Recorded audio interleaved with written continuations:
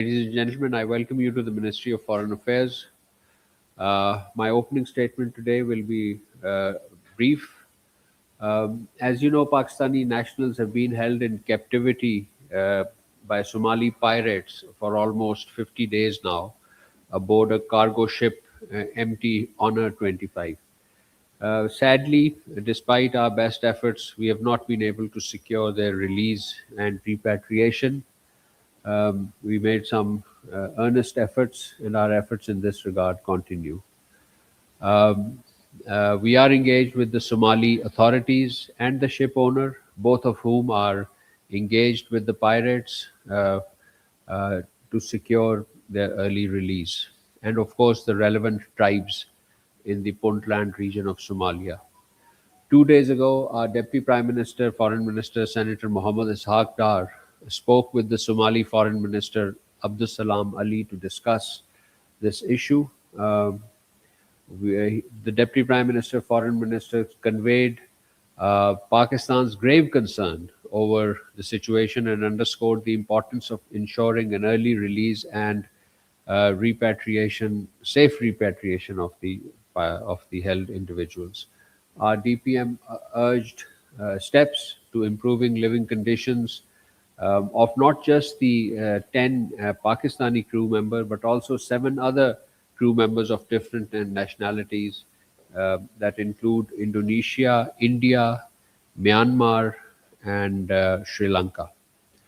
Foreign Minister Abdul Salam Ali assured our Deputy Prime Minister of his government's continued and sincere efforts to secure the release. Both leaders agreed to maintain close coordination until the matter is resolved.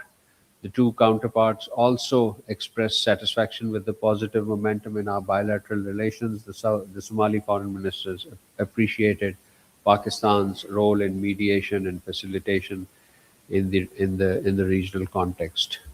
On particularly on this issue of piracy, I wish to underscore that the government of Pakistan has taken a number of resolute steps to free Pakistani hostages. I mentioned the telephone conversation of the Deputy Prime Minister with the Somali Foreign Minister. Earlier, the ambassador of Somalia in Islamabad was also called in for a meeting by the Foreign Secretary, uh, and this issue was raised. They discussed ways and means to secure the release. Uh, uh, Pakistani embassy in Mogadishu, in Djibouti, which is accredited to Mogadishu, had sent teams to Mogadishu to discuss this issue. Moreover, early next week, we have been holding interministerial, interdepartmental meetings on this issue. And next week, another important meeting in person is being held here in the Ministry of Foreign Affairs. So this matter remains high on our priority.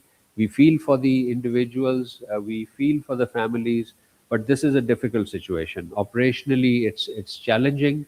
These captives are held in a part of Somalia, which is the semi-autonomous Puntland region. There are tribal societies. The pirates belong to a certain tribe. The ship owner belongs to a certain tribe. So these are the intricacies of the society in which this whole discussion is operating. So we urge patience, but of course, we feel for the relatives of these individuals. Moving on to Middle East and the standoff in the Gulf region, Pakistan remained deeply concerned at the situation in the region marked by recent escalation. We appeal to the parties to adhere to the understanding reached on the ceasefire, end hostilities, to widen space for dialogue and diplomacy. Pakistan reaffirms its support for the peaceful resolution of all outstanding issues. We are of the view that diplomacy and dialogue should be the guiding principles for achieving negotiated settlement of all contentious issues in accordance with the rights and responsibilities of the relevant parties. Pakistani mediatory and facilitative efforts have endeavored to end hostilities, save lives, and give diplomacy a chance. In this regard, as you know, Minister of Interior was in Tehran this week where he held important meetings with the Iran's leadership.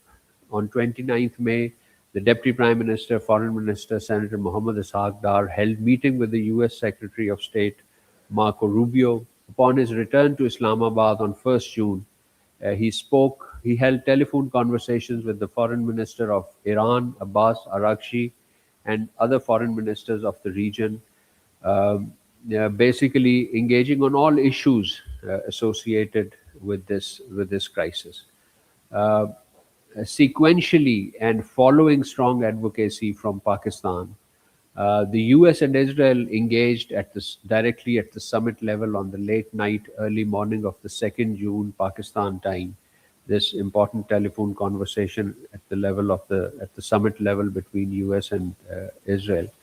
And as a result, Israel and Lebanon agreed on a ceasefire, and this ceasefire was possible through the good offices of the United States.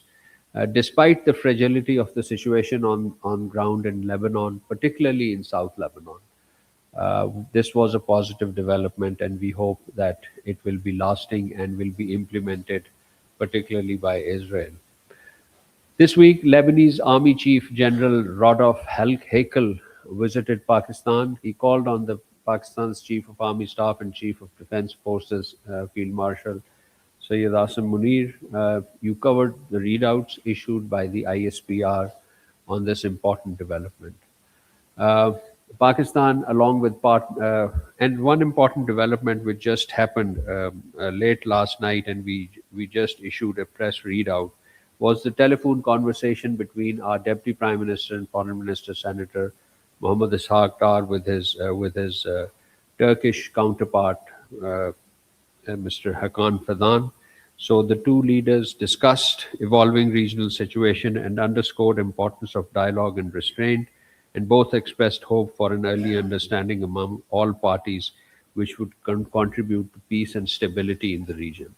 So, ladies and gentlemen, Pakistan, along with its partners, countries, partners in the region and beyond, continue to undertake constructive diplomatic engagements in supporting de escalation, ceasefire, and broader pursuit of stability in the region.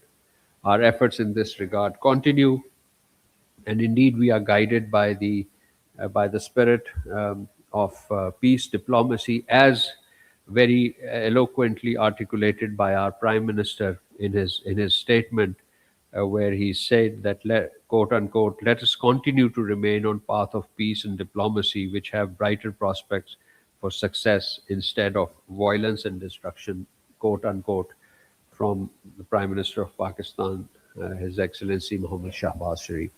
So I'll end the statement here and open the floor for question answers.